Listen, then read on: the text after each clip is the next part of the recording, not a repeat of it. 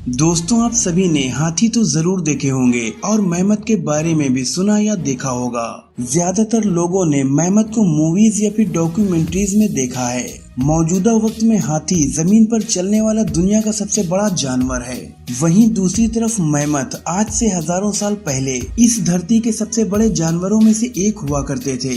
आज की इस वीडियो में हम इन दोनों जानवरों को आपस में कंपेयर करेंगे और देखेंगे कि इनमें से कौन सा जानवर ज्यादा बेहतर है, और साथ ही ये भी जानेंगे कि हाथी और मेहमत के बीच इस महायुद्ध में कौन जीतेगा। दोस्तों, अफ्रीकन बुश एलिफेंट हाथियों की सबसे बड़ी प्रजाति है, इसलिए हम अफ्रीकन बुश एलिफेंट को मेहमत के साथ कंपेयर करेंगे। अफ्रीकन एलिफेंट के स्किन का कलर ग्रे होता है और इसके ऊपर छोटे छोटे लेकिन बहुत ही कम संख्या में बाल होते हैं। इनके दो बड़े बड़े कान दोनों कंधों को पूरी तरह से ढक लेते हैं। इनके कान करीब 2 इंटू 1.5 मीटर तक बड़े हो सकते हैं।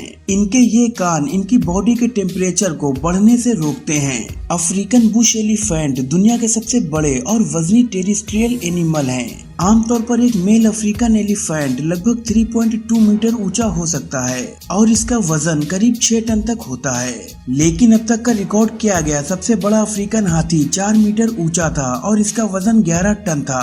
हाथी अपनी सूंड की मदद से अपने शरीर के वजन का 3% वजन उठा सकता है।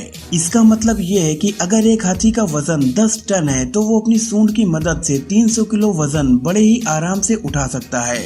अब बात करते हैं मेहमत के बारे में। मेहमत हमारी धरती पर रहने वाले सबसे बड़े जीवों में से एक हुआ करते थे। ये तकरीबन 5 मिलियन साल पहले से इस धरती पर रहा करते थे।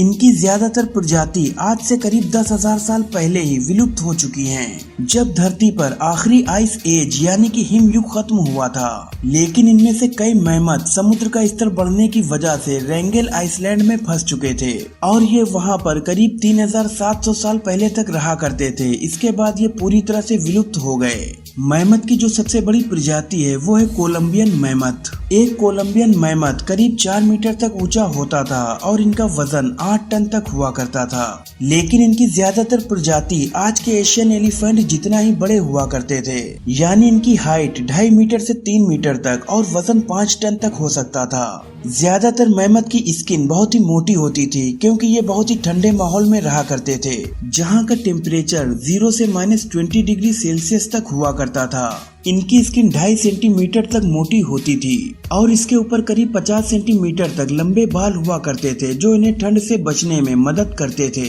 अब बात करते हैं हाथी और मेहमत के फिजिकल डिफरेंसेस के बारे में। जैसा कि आप देख सकते हैं कि अफ्रीकन हाथी के कान मेहमत के कान से काफी बड़े हुआ करते हैं। जहां हाथी की स्किन पर ना के बराबर बाल होते हैं, वहीं मेहमत की स्किन पर बहुत ही ज्यादा बाल हुआ करते थे। लेकिन इन दोनों में जो सबसे बड़ा डिफरेंस है वो है इनके दांत। मेहमत के दांत साइज में काफी बड़े हुआ करते थे और ये हाथी के दांतों के मुकाबले ज्यादा घुमावदार भी हुआ करते थे। एक कोलंबियन मेहमत के दांत 16 फीट तक लंबे हो सकते थे, तो वहीं एक अफ्रीकन हाथी के दांत 11 फीट तक लंबे हो सकते हैं। चलिए अब बात करते हैं कि इनमें से कौन कितना खतरनाक है।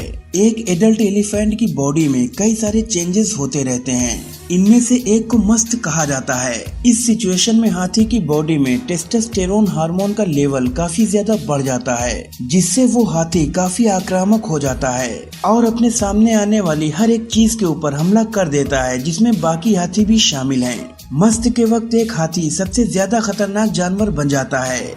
दूसरी तरफ मेहमत के बारे में ये पता लगाना कि वो कितना आक्रामक था बहुत ही मुश्किल है, क्योंकि सिर्फ फॉसिल की मदद से किसी जीव के बर्ताव के बारे में सटीक अनुमान नहीं लगाया जा सकता। इसलिए वैज्ञानिक ऐसा मानते हैं कि मेहमत का बर्ताव भी आज के हाथी जैसा ही हुआ करता था। अब सबसे बड़ा सवाल ये है कि अगर कभी भी इन दोनों विशाल जीवों के बीच लड़ाई हुई होती तो उस लड़ाई का विजेता कौन बनता। अगर हम साइज की बात करें तो इस मामले में स्टीप मेहमत और कोलंबियन मेहमत अफ्रीकन हाथी से भी बड़े हुआ करते थे। साथ ही इनके दांत भी काफी लंबे थे। इसलिए अगर कभी भी स्टीप मेहमत या फिर कोलंबियन मेहमत के साथ अफ्रीकन हाथी की लड़ाई हुई होती तो उस लड़ाई में मेहमत की ही जीत होती। लेकिन दूसरी तरफ वूली मेहमत साइज में अफ्रीकन हाथी से भी छोटे हुआ करते थे, इसलिए यहाँ पर अफ्रीकन हाथी की ही जीत होती। लेकिन ये लड़ाई पूरी तरह से सिर्फ इनके साइज और ताकत पर ही डिपेंड नहीं करती, बल्कि ये लड़ाई किस जगह पर हो रही है उस बात पर भी डिपेंड करती। क्योंकि अगर उस जगह का टेम्परेचर बहुत ज्यादा होता तो इससे अफ्रीकन हाथी को फायदा पहुंचता, लेकिन वहीं अगर टेम्परेचर कम होता तो मेहमत को फायदा पहुंचता। वैसे दोस्तों, आपके हिसाब से इस महायुद्ध का विजेता कौन बनता, मुझे कमेंट्स में जरूर बताएं। अगर वीडियो अच्छा लगा हो तो लाइक करके अपने फ्रेंड्स और फैमिली में जरूर शेयर करें और आगे भी ऐसी नॉलेजफुल वीडियोस देखने के लिए हमारे चैनल को सब्सक्राइब करके बेल आइकन को जरूर प्रेस कर दें। वीडियो को पूरा देखने के लिए आपका बहुत बहुत शुक्रिया।